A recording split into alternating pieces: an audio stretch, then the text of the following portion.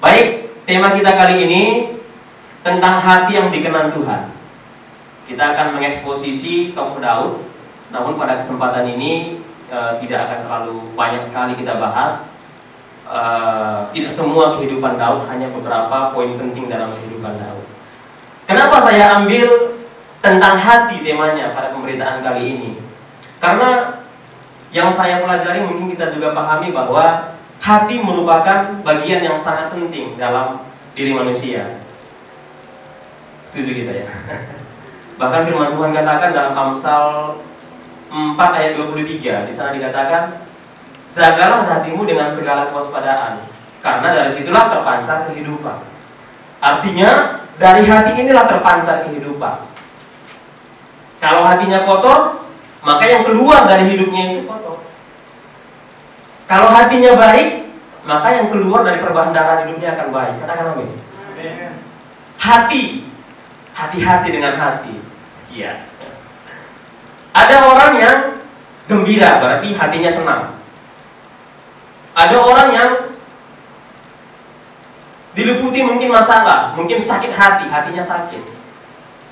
Ada juga orang yang gembira karena mungkin sedang jatuh hati. Siapa sini yang sedang jatuh hati? Bro Gideon malu-malu dia. Iya, saya percaya setiap orang pasti pernah mengalami ekspresi hati. Ketika kita melompat memuji Tuhan, itu mengekspresikan bahwa hati kita sedang bersuka. Bukan usus kita yang bersuka, bukan kaki kita yang bersuka, tapi hati kita bersuka diekspresikan melalui sorak-sorai bagi Tuhan. Namun yang menjadi masalah Bapak Ibu Saudara,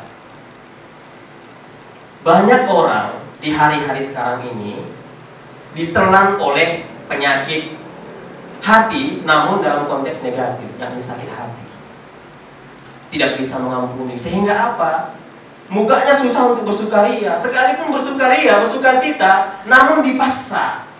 Ketika pertemuan ibadah seperti ini, barangkali kita bersukacita, tapi ketika kita sendiri, apakah sukacita yang di sini itu juga termanifestasi pada waktu kita sendiri? Ada seorang hamba Tuhan, saya lupa siapa namanya, dia katakan, kita yang sesungguhnya bukanlah kita yang sekarang ini. Saya yang sesungguhnya bukan saya yang sekarang, tapi kita yang sesungguhnya adalah kita pada waktu kita sendiri, di mana pada kesempatan itu hanya ada kita dan Tuhan berdua-dua di sana. Di sini kita bersukacita, ada orang yang melihat, tapi pada waktu kita sendiri di rumah, apakah sukacitanya sama? Itu disebut dengan integritas, ya, doing what you say dan seterusnya. Kita tidak akan bahas ke sana. Kita akan fokus berbicara tentang hati yang dikenan Tuhan. Kita akan fokus mempelajari tema ini dengan mengekspos kisah kehidupan Daud. Namun kita akan melihat nanti tragedi atau kejadian-kejadian penting yang dialami oleh Daud. Semua siap mendengar firman Tuhan? Haleluya. Kita berdoa supaya kita terberkati dalam melewati tahun 2022 ini, supaya hati kita mengalami pemulihan yang daripada Tuhan. Saudara kasih, saya mulai dari sebuah ilustrasi. Suatu ketika ada pasangan suami istri. Pasangan suami istri ini pindah ke sebuah komplek yang baru. Kemudian yang terjadi di sana adalah dia bertetangga dengan beberapa orang. Nah, suatu ketika pagi-pagi sang istri ini sama suaminya melihat keluar dari jendela kaca mereka. Kemudian mereka melihat tetangga mereka sedang menjemur pakaian. Kemudian istrinya berkata, "Ih Pak, kotor sekali. Kok gitu caranya menyuci? Nggak bersih sama sekali. Apakah deterjennya nggak cocok atau airnya kotor?" Sang papa tidak terlalu meresponi. Kemudian besok harinya pagi-pagi kejadian serupa terulang lagi. Sang istri melihat lagi, tapi pada waktu itu hanya dia sendiri. Dia lihat lagi keluar melalui jendela kaca, dan kemudian dia lihat tetangganya menjemur kain lagi. Tetapi tetap sama, dia lihat kotor sekali kainnya, jorok sekali kainnya. Bagaimana sih ibu itu mencuci? Pernah nggak ikut training mencuci? Hari ketiga juga demikian. Tiba hari keempat, apa yang terjadi? Sang ibu melihat lagi dari jendela kaca yang sama. Kemudian dia melihat loh, kali ini beda. Kali ini tetangganya itu menjemur pakaian yang bersih. Dia melihat, loh ini beda. Dia panggil suaminya, Papa, ada perubahan. Apa? Sepertinya ibu itu sudah mulai belajar mencuci. Kenapa? Itu coba lihat tuh, cuciannya sudah bersih kembali. Kemudian apa kata suami? Suami bilang, Ma, sebenarnya hari ini saya bangun agak cepat. Setelah saya bangun, saya bersihkan jendela kita, kaca jendela kita saya bersihkan. Jadi selama ini bukan pakaian mereka yang kotor, bukan cara cuci mereka yang tidak bersih, tapi kaca kita yang kotor. Sehingga apapun yang kita lihat dari kaca itu, kita akan melihat bahwa semuanya kotor. Saudara paham maksudnya? Kalau sudah paham berarti firman Tuhan kita ambilkan saja. Iya, saudara terkasih, kita akan melihat sedikit tentang tema GBI sepanjang tahun ini, yakni Year of New Paradigm atau tahun paradigma baru. Ada banyak definisi, namun saya simpulkan bahwa paradigma itu cara berpikir atau cara pandang. Cara kita memandang, cara kita berpikir, cara kita mengambil keputusan itu bagian daripada paradigma. Seorang hamba Tuhan mendefinisikan paradigma sebagai kacamata pikiran atau kacamata hati.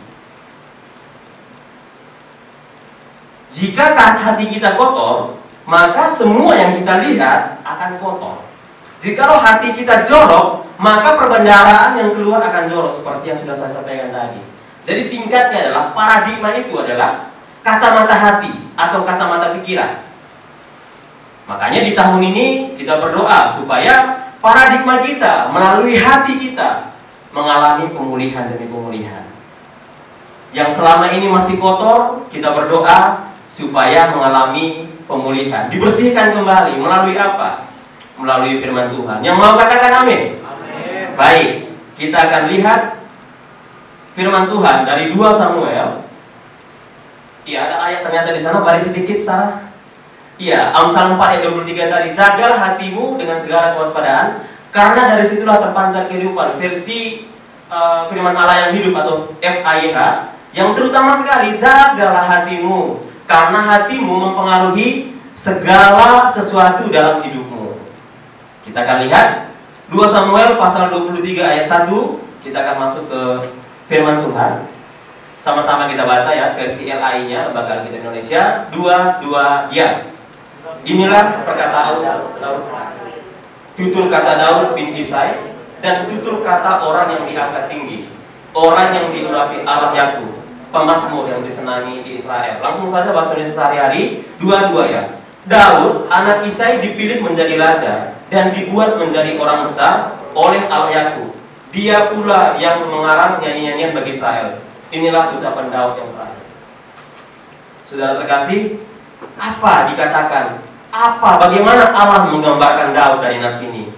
Bahwa Allah menggambarkan Daud dan menjadikan Daud sebagai orang yang diangkat tinggi. Orang yang diangkat tinggi. Setelah kalau misalnya kita diangkat tinggi oleh pemimpin perusahaan tempat kita bekerja, dia puji-puji kita, kira-kira kita senang atau tidak? Gembala gereja kita misalnya memuji kita, mengangkat kita tinggi, kira-kira senang atau tidak? Bagaimana kalau Jokowi yang memuji-muji kita? Wah, senangnya luar biasa. Terlebih lagi Tuhan. Daud dikatakan bahwa dia diangkat tinggi oleh Tuhan, bukan di hadapan manusia, namun Tuhan sendiri yang mengangkat dia tinggi. Nah, kita akan melihat nanti kenapa kira-kira Daud diangkat tinggi oleh Tuhan. Kenapa Daud diangkat tinggi oleh Tuhan? Nanti kita akan bandingkan dengan Saul. Karena kuncinya adalah karena Daud memiliki kualitas dan kapasitas hati yang membuat Tuhan tertarik dan senang dengan Daud. Jadi kuncinya adalah kualitas dan kapasitas hati. Sama-sama kita katakan dua-dua ya. Kualitas dan kapasitas hati. Haleluya. Saudara terkasih, ada beberapa bukti yang bisa kita lihat bagaimana Tuhan Kenapa Tuhan akhirnya mengangkat Daud? Mengangkat dia sebagai orang tinggi di hadapannya. 1 Samuel 16 ayat 6-7. Ketika mereka itu masuk dan Samuel melihat Eliab, lalu pikirnya, sungguh di hadapan Tuhan sekarang berdiri yang diurapinya. Ayat 7. Tetapi berfirmanlah Tuhan kepada Samuel, janganlah pandang parasnya atau perawakan yang tinggi, sebab aku telah menolaknya. Bukan yang dilihat manusia yang dilihat Allah. Manusia melihat apa yang di depan mata, tetapi Tuhan melihat hati. Manusia melihat apa yang di depan mata, perawakannya, ketampanannya, tingginya, kekarnya. Tapi ternyata Tuhan tidak melihat itu. Makanya sebenarnya Daud ini di dalam keluarganya pun seperti dilupakan. Pada waktu Samuel datang, ada 7 saudaranya yang standby di rumah. Kemudian Samuel berkata, cuman inikah orangnya? Papanya baru ingat, oh iya, ada satu lagi sedang menggembalakan 2-3 ekor domba di padang gurun. Oh, panggil dia. Papanya pun melupakan dia. Makanya Mazmur, Daud pernah menulis kitab Mazmur, sekalipun ayahku dan ibuku meninggalkan aku, tetapi Tuhan menyambut aku. Karena memang kurang diperhatikan. Kisah 13 ayat 22 juga dilihat di sana. Setelah Saul disingkirkan, Allah mengangkat Daud menjadi raja mereka. Tentang Daud, Allah telah menyatakan, aku telah mendapat Daud bin Isai kepada perintah Tuhan. Suatu ketika, Saul itu diperintahkan untuk memerangi bangsa Amalek. Dalam 1 Samuel 15 ayat, ada di situ ya, 15 ayat 3. Bagaimana Saul diperintahkan untuk membasmi semua suku Amalek, rajanya, rakyatnya, bahkan ternak-ternaknya. Namun apa yang terjadi, saudara? Saul membasmi bangsa Amalek, tetapi rajanya ditahannya, Raja Agag namanya. Kemudian ternak terbaik dia ambil, dia bawa sebagai kekayaan untuk Israel. Apa yang terjadi? Samuel marah, dan singkatnya nanti dia akan dihukum. Nanti kita lihat lebih dalam lagi nas ini. Artinya ada perbedaan yang mencolok antara Daud dan Saul dalam ketaatan kepada firman Tuhan. Bedanya di mana? Bedanya di hati. Bedanya pada kualitas dan kapasitas hati yang dimiliki oleh Daud dengan yang dimiliki oleh Saul. Saudara, Alkitab, next, banyak mencatat bagaimana Daud memiliki kapasitas hati yang berkenan di mata Tuhan, saudara. Nah, suatu ketika dalam 1 Samuel 24 ayat 5-7, ini ceritanya bagaimana suatu ketika Daud dikejar-kejar oleh Saul yang mengejar tidak tanggung-tanggung, 3.000 prajurit. Kita ini berapa orang? Nggak sampai 30. Kalau anggap saja kita 30, berarti lebih kurang 100 kali lipat daripada jumlah kita ini yang mengejar-ngejar Saul, mengejar-ngejar Daud. Tentu Daud pada waktu itu sedang dalam kondisi ketakutan. Karena apa? Nyawanya menjadi taruhannya. Namun yang menarik di sini adalah suatu ketika dalam pengejaran itu Saul membuang hajat di sebuah gua. Tanpa dia sadari ternyata di ujung daripada gua itu ada Daud beserta dengan prajuritnya. 1 Samuel 24 ayat 5 ini di sana dicatat bahwa berkatalah orang-orangnya kepada Daud, telah tiba hari yang dikatakan Tuhan kepadamu. Sesungguhnya aku menyerahkan musuhmu ke dalam tanganmu, maka perbuatlah kepadanya apa yang kau pandang baik. Ada kesempatan, kata prajuritnya, kalau nggak salah Abisai yang berbicara ini. Udah, selesaikan saja daripada kita hidup dalam ketakutan terus. Kenapa tidak? Ada kesempatan. Apa kata Saul? Maka kata Daud. Maka Daud bangun lalu memotong punca jubah Saul dengan diam-diam. Kira-kira gambarnya seperti ini nih. Jadi Daud itu dari belakang memotong punca jubah Saul. Apakah Daud tidak bisa membunuh Saul pada waktu itu? Tentu bisa. Saudara tahu bahwa Daud itu seorang prajurit yang hebat. Pada waktu pemerintahan Saul, waktu dia sedang dekat dengan Daud, belum ada konflik. Bagaimana akhirnya Daud itu setiap kali peperangan yang dia pimpin selalu menang. Makanya Saul sakit hati kepada Daud. Orang berteriak-teriak, Saul membunuh, mengalahkan musuh beribu-ribu. Tetapi Daud berlaksa-laksa. 1 laksa 10.000. Artinya 10 kali lipat lebih hebat Daud daripada Saul. Saul sakit hati. Sejak saat itulah Daud dibenci oleh Saul. Namun ada kesempatan emas. opportunity. Kalau ingin membunuh tentu Daud gampang sekali, dia memahami teknik itu. Namun apa yang dia lakukan? Ayat 6, setelah dipotong punca jubahnya, berdebar-debar hati Daud karena ia telah memotong punca Saul. Versi FAYH, debar-debar itu menjadi gelisahlah hati Daud. Hatinya gelisah, kenapa? Karena dia hampir saja menjamah orang yang diurapi Tuhan. Makanya 7, berkatalah ia kepada orang-orangnya, dijauhkanlah Tuhan kiranya daripada aku untuk melakukan hal yang demikian kepada Tuanku, kepada orang yang diurapi Tuhan, yakni menjamah dia, sebab dialah yang diurapi Tuhan. Berdebar-debar, kenapa? Karena Daud percaya bahwa Saul sekalipun berniat jahat kepada dia tidak punya hak untuk menyentuh, apalagi mencelakakan, apalagi membunuh orang yang diurapi Tuhan. Dalam konteks ini kita bisa melihat bagaimana Daud memahami dan menghormati, menghargai otoritas di atasnya. Daud memahami betul bahwa Saul itu adalah orang yang dipilih Tuhan. Dia adalah atasan daripada Daud, sehingga Daud tidak berani. Bahkan ketika selesai memotong punca jubah, bagian belakang daripada jubahnya, hatinya dikatakan apa? Berdebar-debar. Padahal sebenarnya saudara, Daud pasti jengkel. Secara manusia pasti kesal sekali. Karena apa? Tidak ada tempat tenang bagi dia.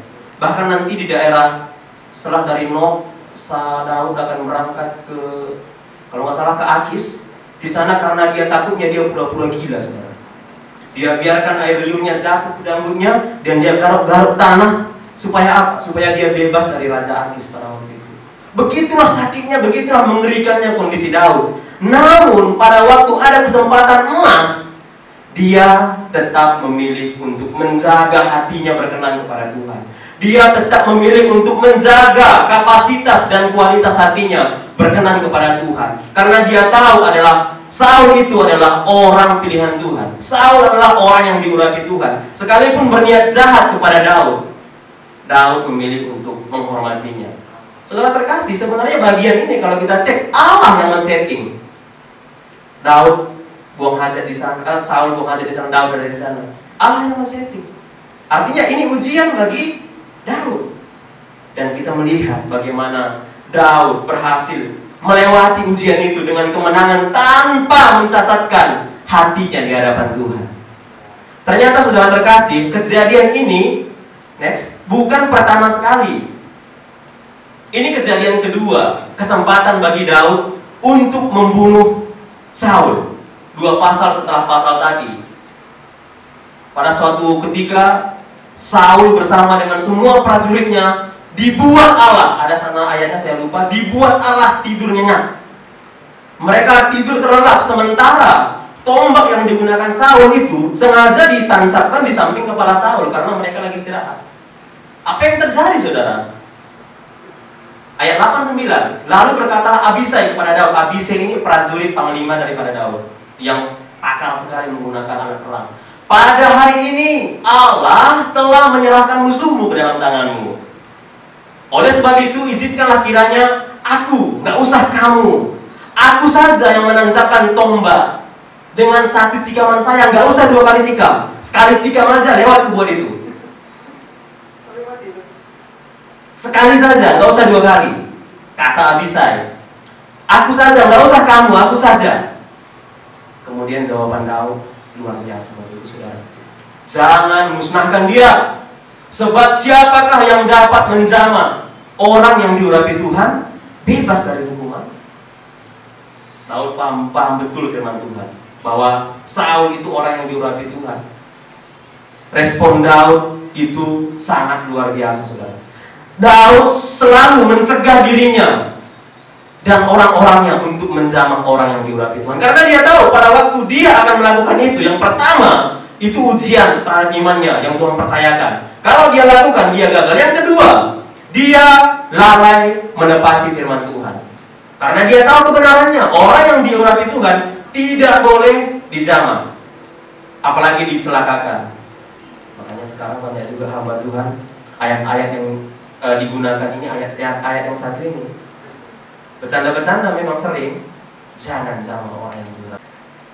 Namun kadang-kadang hamba Tuhan memang ada yang mengaku-ngaku hamba Tuhan, tapi sebenarnya belum tentu. Ada juga yang mengaku hamba Tuhan, tapi pada dasarnya bidat, ya, menyebarkan ajaran-ajaran sesat. Begitu ada yang mengcounter misalnya dengan firman Tuhan, ada lagi orang-orang yang komen, gak boleh, jangan menjamah orang yang diurapi Tuhan. Itu saya ikuti beberapa grup di media sosial. Saudara terkasih, sebenarnya Saul itu layak untuk menerima hukuman itu karena memang dia salah. Saul salah. Saul salah. Siapapun ditanya, Saul tetap salah. Karena dia mau membunuh Daud hanya gara-gara kecemburuan. Orang lebih memilih Daud daripada Saul. Namun sekali lagi, sekalipun Saul salah, Daud tetap menjaga hatinya berkenan di mata Tuhan. Dia paham betul otoritas di atasnya. Tidak boleh dia celakai, tidak boleh dia balas, dan seterusnya. Saudara terkasih, kalau Daud paham betul menghormati otoritas di atasnya, bagaimana dengan kita? Mungkin bukan pimpinan kita tempat kerja yang salah, kita yang salah. Suatu ketika kita ditegur karena kesalahan kita. Apakah kita bisa menerima teguran itu? Atau bahkan langsung mengcounter balik, menyerang balik, menggosipi, menyusun massa, mengerahkan massa untuk menjatuhkan. Itu kita yang salah. Saya juga terkadang mengalami. Apalagi kalau pimpinan kita yang salah.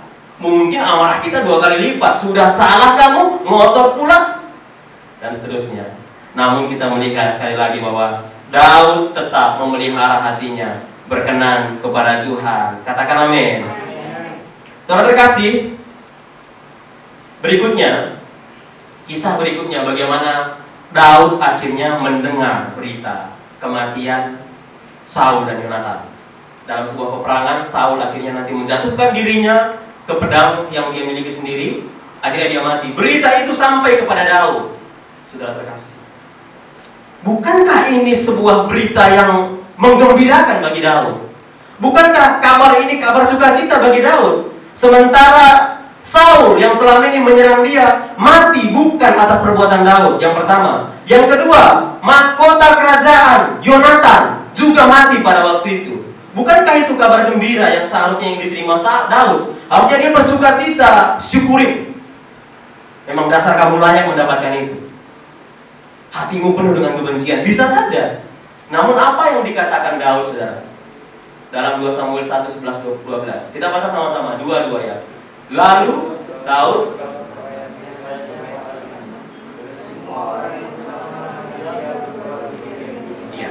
Daud memegang pakaiannya dan mengoyakkannya. Ayat 12. Dan mereka meratap, menangis, dan berpuasa sampai matahari terbenam karena Saul, karena Yonatan anaknya, karena umat Tuhan dan karena kaum Israel, sebab mereka telah gugur oleh pedang. Saudara, Daud meratap, bahkan bersama dengan orang-orangnya, dia meratap menangis. Kenapa? Karena Saul dan Yonatan sudah mati di medan pertempuran. Coba bayangkan kalau kita di posisi Daud pada waktu itu. Orang yang paling menginginkan kematian kita, orang yang paling benci kita, orang yang tanpa alasan menyerang-nyerang kita tiap-tiap hari. Kemudian kita dengar kabar bahwa dia mengalami musibah. Apakah kita akan menangis? Oh Tuhan, kasihan sekali. Atau sebaliknya, memang sudah bagiannya, sudah layak memang dia terima itu, karena perbuatannya sendiri dia seperti itu. Saudara terkasih, bahkan Daud di sana menggugah sebuah nyanyian ratapan di 2 Samuel 1 ayat 17. Itu ada sekitar 10 ayat itu. Dia menangis di sana meratapi kematian Daud dan Yonatan. Saudara, sangat luar biasa sekali kita melihat bagaimana Daud memberikan teladan bahwa hatinya tidak tergoyahkan, tidak berkurang kualitasnya, sekalipun orang yang membenci dia akhirnya mati. Dia tidak bersukacita. Saudara terkasih, kita melihat di sini bagaimana sekalipun Daud dibenci, namun dia tidak membenci. Sekalipun Daud dimusuhi, tetapi dia memilih untuk tidak memusuhi. Dia mendapat kesempatan untuk membalas, namun memilih untuk tetap menjaga hatinya di hadapan Tuhan, tetap tajam hatinya, tidak tumpul terhadap firman Tuhan. Sehingga sekalipun itu menguntungkan bagi dia, tetapi bagi dia yang paling penting adalah bagaimana firman Tuhan tetap dia lakukan dalam hidupnya. Saudara terkasih, berikutnya, sekalipun Daud kita melihat hatinya berkualitas, berkapasitas di hadapan Tuhan, namun ternyata Daud juga tidak lepas daripada yang namanya kesalahan, saudara. Bagaimana Daud akhirnya berzina dengan Batseba, bukan hanya berzina, namun juga dengan sengaja membunuh suami daripada Batseba. Kemudian apa yang terjadi, saudara? Tuhan marah. Dia mengutus Nabi Nathan. Makanya dalam 2 Samuel 12 ayat 13, di sana kita melihat bagaimana berkatalah Daud kepada Nathan, "Aku sudah berdosa kepada Tuhan." Titik. Tidak lebih dari itu. Begitu Nabi Nathan menegur dia dengan sebuah ilustrasi tentang kambing, mungkin Bapak Ibu bisa baca nanti. Akhirnya Daud berkata, "Aku sudah berdosa kepada Tuhan." Titik. Tidak ada alasan yang dia keluarkan. Ini luar biasa. Bisa saja dia katakan, "Iya, aku berdosa kepada Tuhan." Tapi memang pada waktu itu aku lagi santai-santai di sotoh istanaku. Tiba-tiba kulihat memang Batseba itu mandi di sana. Memang begitu firman Tuhan. Tapi itu tidak dia jadikan sebagai alasan. Dia katakan, "Aku sudah berdosa kepada Tuhan." Titik. Tanpa alasan. Daud tidak membantah teguran itu. Saudara tahu bahwa tidak semua raja Israel itu mempunyai kapasitas yang siap untuk ditegur oleh Nabi. Ada beberapa raja lah kita lihat bagaimana ketika ditegur bukannya bertobat tapi malah menyerang. Raja Ahab misalnya pada waktu ditegur oleh Nabi Elia. Raja Ahab juga pernah ditegur oleh Nabi Mika. Tapi Raja Ahab malah menyerang balik, tidak mau mendengar. Bahkan yang tadi kita bahas, Raja Saul pada waktu ditegur oleh Nabi Yonatan, Nabi Samuel, Yonatan ya. Bagaimana dia akhirnya memberikan pembelaan. Saudara terkasih, bahkan kisah pertobatan Daud ini itu dituliskan dalam Mazmur 51. Betapa begitu dia menerima teguran dari Nabi Nathan, bagaimana dia menunjukkan bahwa hatinya sangat berduka karena pelanggarannya itu. Hatinya sangat berduka karena perbuatannya itu. Sesungguhnya engkau berkenan akan kebenaran dalam batin, dan dengan diam-diam engkau memberi hikmat kepada aku. Saudara terkasih, kebenaran dalam batin. Daud memiliki hal itu. Apa itu kebenaran dalam batin? Kebenaran dalam batin adalah akan kita peroleh pada waktu kita bisa menerima teguran, dan akibat teguran itu kita mengalami pertobatan tanpa ada perbantahan. Akhirnya kita menemukan hikmat daripada teguran itu. Itulah kebenaran dalam batin. Daud pada waktu ditegur, dia tidak melawan, dia tidak membantah, dia tidak membela diri, sekalipun dia punya kapasitas untuk itu. Namun dia memilih untuk taat. Akhirnya dia menemukan sebuah hikmat daripada teguran itu.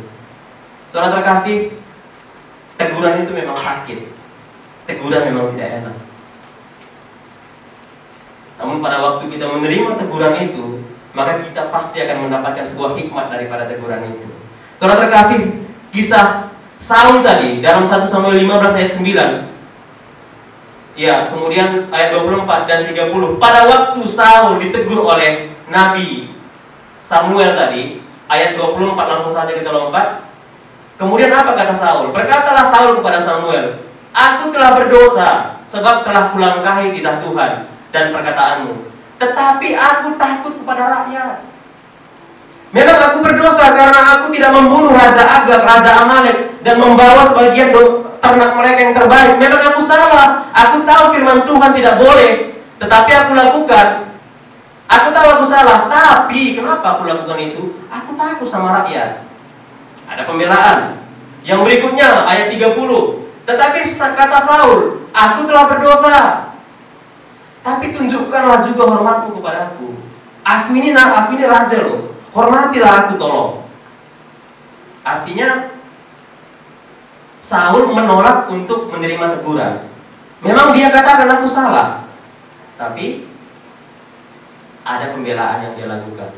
Memang dia katakan dia salah, tetapi ada kontrabalik sehingga dia tidak salah 100%. Saudara terkasih, banyak orang yang tidak memiliki sikap hati yang siap untuk ditegur. Nggak enak ditegur Bapak Ibu Saudara.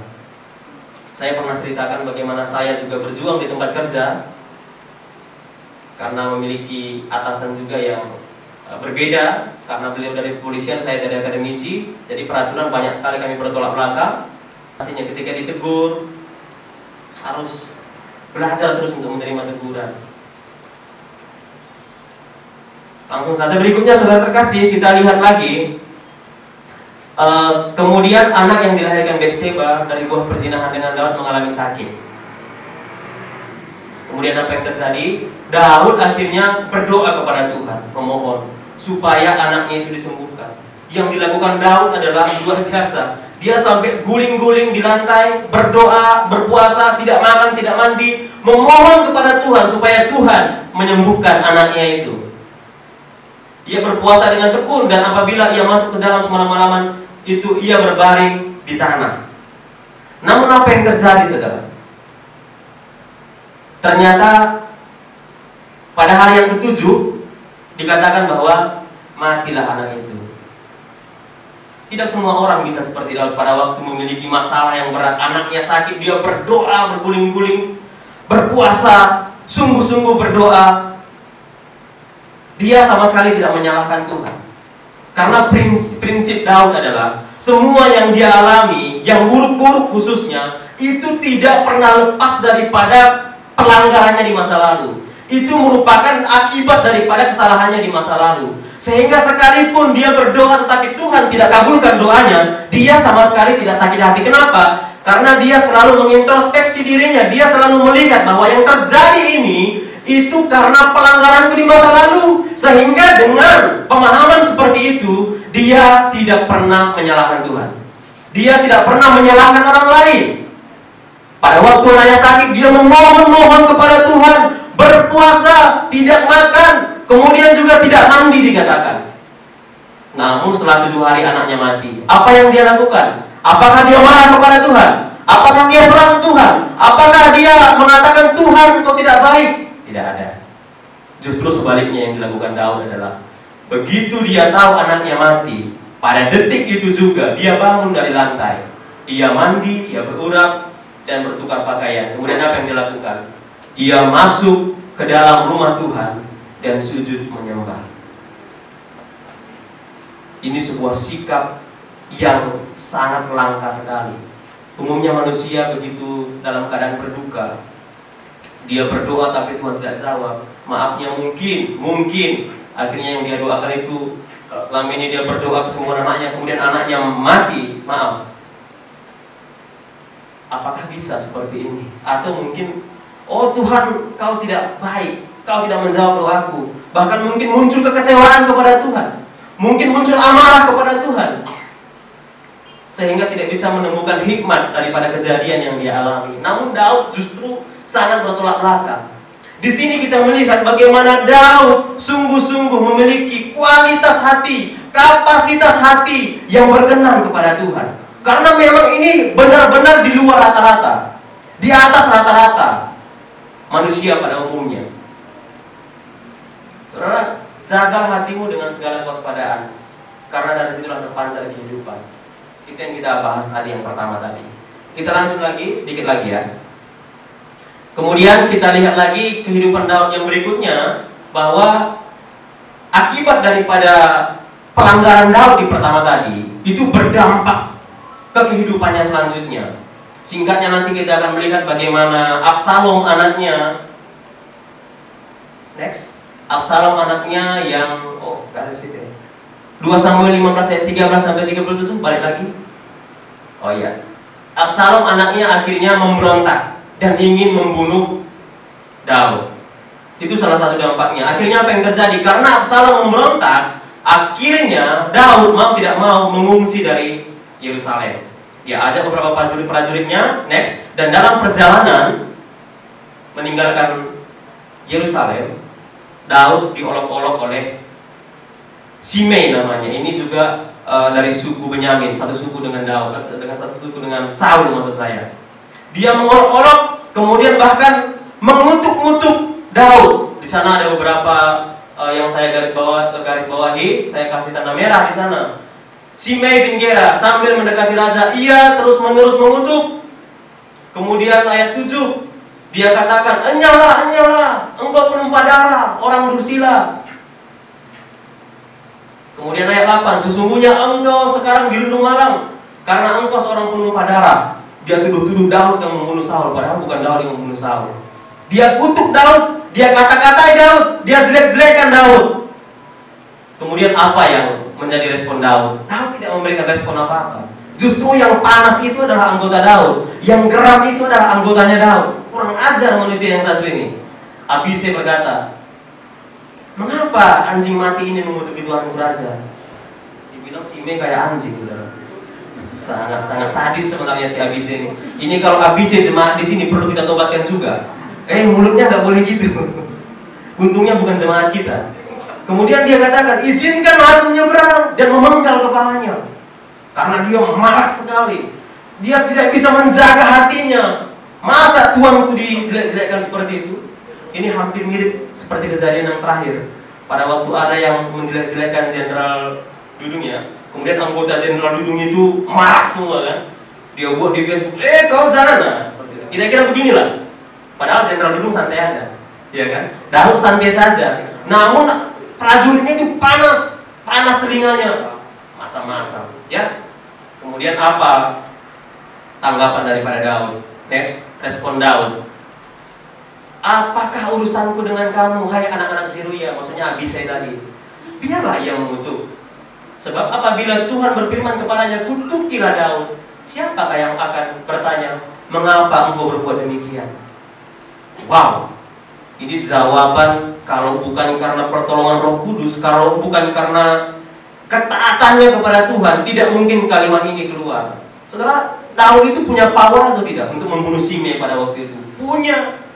Dia punya prajurit, tinggal dia perintahkan, "Oke bro, silakan menyeberang ke sana sama Abisai." Maka hitungan detik kepala akan putus dari badan. Namun apa yang dilakukan Daud itu sungguh-sungguh di luar akal manusia secara umum. Karena justru dia berkata, "Ya kalau Tuhan yang suruh kutuk, bagaimana? Siapa yang bisa menghentikannya?" Saudara, dalam hal ini, pada waktu ada peluang besar untuk membalaskan amarahnya, pada waktu ada kesempatan, ada power, tetapi Daud tidak menggunakan itu untuk mencemari hatinya. Dia tetap didapati menjaga hatinya. Kita bisa melihat bagaimana Daud tetap memiliki kualitas hati yang baik, kapasitas hati yang baik. Sehingga tadi kita lihat kembali ke ayat pertama tadi, Daud ditinggikan oleh Tuhan. Kenapa? Bukan karena kehebatan Daud, sekali lagi. Bukan karena ketampanan Daud, saudaranya lebih tampan daripada dia. Bukan karena kemampuannya berperang, karena Daud menang berperang itu bukan karena kekuatannya, namun karena Tuhan yang beserta dia. Kenapa Daud diangkat tinggi? Karena Tuhan mendapati hatinya tetap setia kepada kebenaran Tuhan. Katakan amin. Saudara terkasih, selanjutnya saya agak cepat sedikit. Kemudian apa yang terjadi pada waktu Daud mendengar berita bahwa Absalom mati di medan pertempuran? Pada waktu itu Absalom sedang naik kuda, tiba-tiba kepalanya nyangkut ke pohon, dan nanti Yoab menyambar dia dengan pedang dan mati. Pada waktu berita itu didengar Daud, seharusnya Daud juga bersuka cita. Karena apa? Saudara bisa baca di Alkitab nanti bahwa ternyata Absalom ini perbuatannya sangat bejat, saudara. Bukan hanya ingin menggulingkan Daud, namun ada 10 gundik Daud yang disengaja ditinggalkan di istana. Dilecehkan oleh Absalom. Absalom itu anak Daud. Ini sangat bejat sekali perbuatannya, dan itu kedengaran oleh Daud bahwa gundiknya di sana diperlakukan tidak baik oleh Absalom. Tapi pada waktu Absalom mati, apa yang menjadi respon Daud? Yang saya merah ya, "Anakku Absalom, anakku Absalom. Kalau aku mati menggantikan engkau, Absalom, anakku. Saya nggak pintar membuat nada-nada seperti itu." Tapi kira-kira begitulah, dia berduka sekali. "Oh anakku, berapa kali dia sebutkan anakku?" Padahal Absalom tidak menganggap dia lagi papanya. Pengen membunuhnya, begitu ketemu pengen dibantai, dirampas, diselesaikan, sudah. Tapi Daud begitu mendengar Absalom mati, dia meratap, dia menangis. 2 Samuel 19 ayat 4, raja menyelubungi mukanya dan dengan suara nyaring merataplah raja, "Anakku Absalom, Absalom, anakku, anakku." Sudah pas kira-kira Pak? Nadanya kurang sedikit. Iya, tapi dari sini kita melihat bagaimana Daud sangat berduka dengan sangat. Sekalipun Absalom berlaku jahat, keji kepada dia, namun dia tetap menjaga kualitas hatinya di hadapan Tuhan. Seperti ini pun kita melihat bagaimana Daud tetap memiliki hati yang berkenan kepada Tuhan. Tidak ada setitik kebencian pun dalam hatinya, tidak ada setitik amarah pun dalam hatinya. Barangkali secara manusia dia juga pasti marah, kesal. Namun itu tidak lama, tidak menguasai hatinya. Dan pada waktu dia mengambil keputusan yang dia ambil tidak pernah menyimpang daripada kebenaran firman Tuhan. Saudara terkasih, ini sedikit lagi kisah berikutnya saya lompati saja.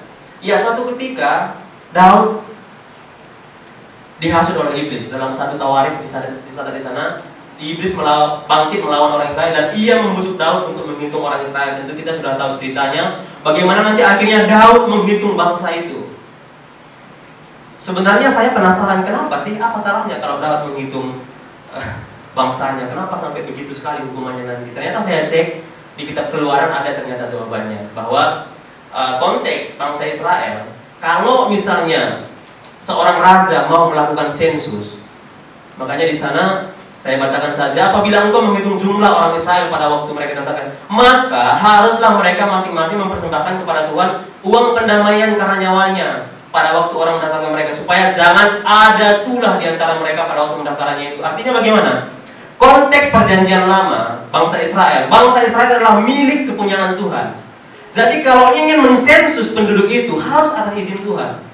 Yang pertama, yang kedua, harus ada korban. Supaya apa? Supaya tidak ada tulah. Namun yang terjadi, Daud dihasut oleh iblis. Iblis yang menghasut Daud, sehingga dia terhasut, dia hitung, dia langgar perintah itu, dan muncullah 3 permintaan. Permintaan pilihan, bukan permintaan. Pilihan pertama dari seorang, kalau Nabi Gad kalau tidak salah, dia katakan selama 3 tahun musuh akan menyerang kamu. Kelaparan selama 3 tahun. Atau pilihan kedua, selama 3 bulan musuh akan menyerang kamu.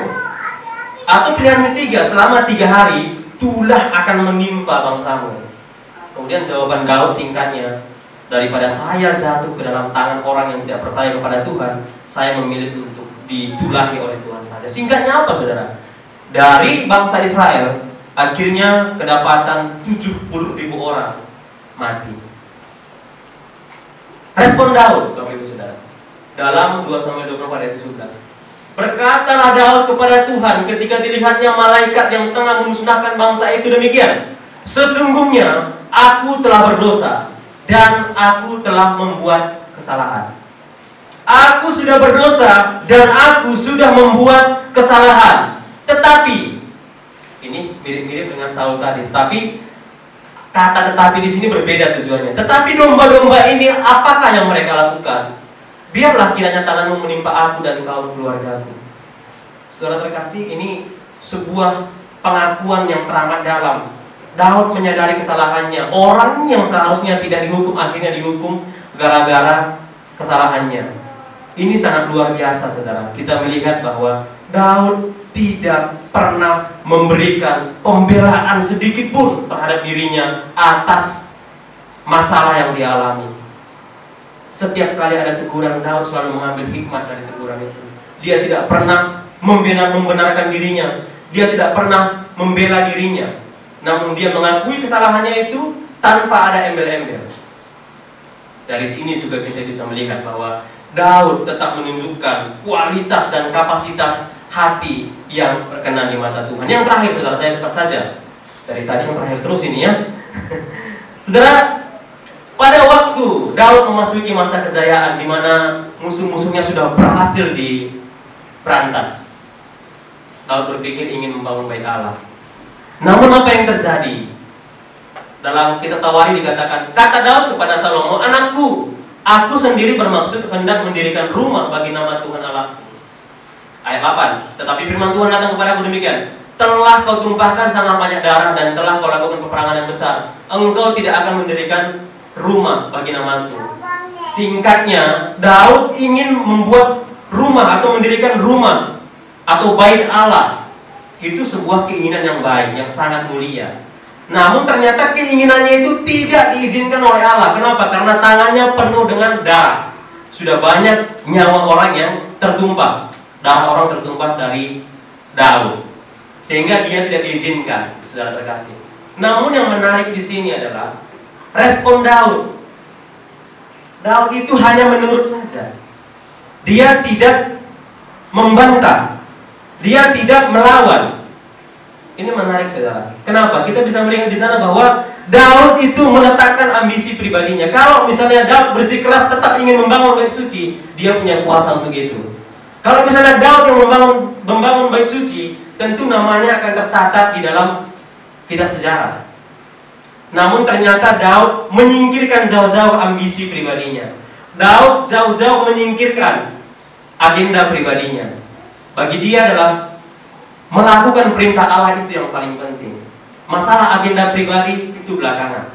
Itu tidak penting. Yang penting bagaimana Tuhan disenangkan, bagaimana Tuhan ditinggikan dan dimuliakan. Daud punya kuasa sebenarnya untuk tetap membangun, bersikeras. Masa anakku yang membangun? Aku sudah siapkan. Kalau kita baca ayatnya, Daud sudah menyiapkan semua materinya. Daud sudah siapkan semua bahan-bahannya, tinggal membangun saja. Tetapi dia memilih untuk taat kepada Tuhan. Dalam hal ini pun kita bisa melihat bahwa Daud tetap tidak bercela, tidak bercacat hatinya di hadapan Tuhan.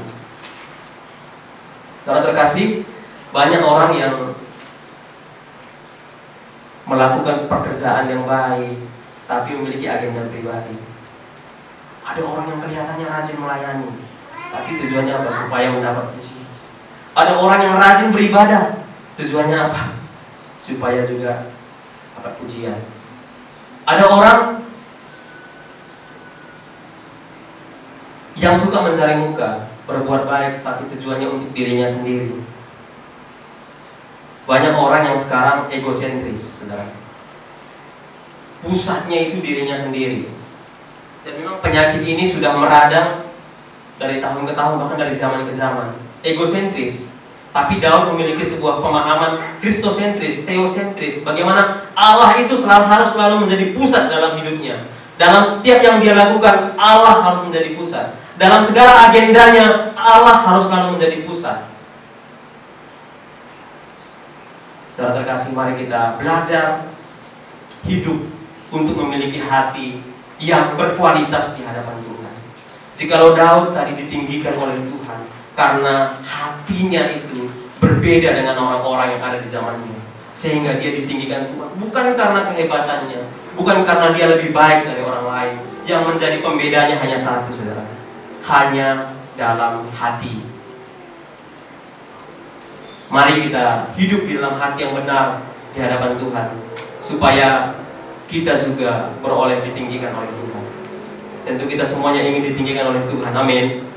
Mari kita belajar untuk menaati Tuhan, menjadikan firman Tuhan itu sebagai dasar, sebagai pondasi dalam hidup kita, sehingga apapun yang kita perbuat, Tuhan mendapati hati kita tetap benar di hadapannya. Demikian firman Tuhan.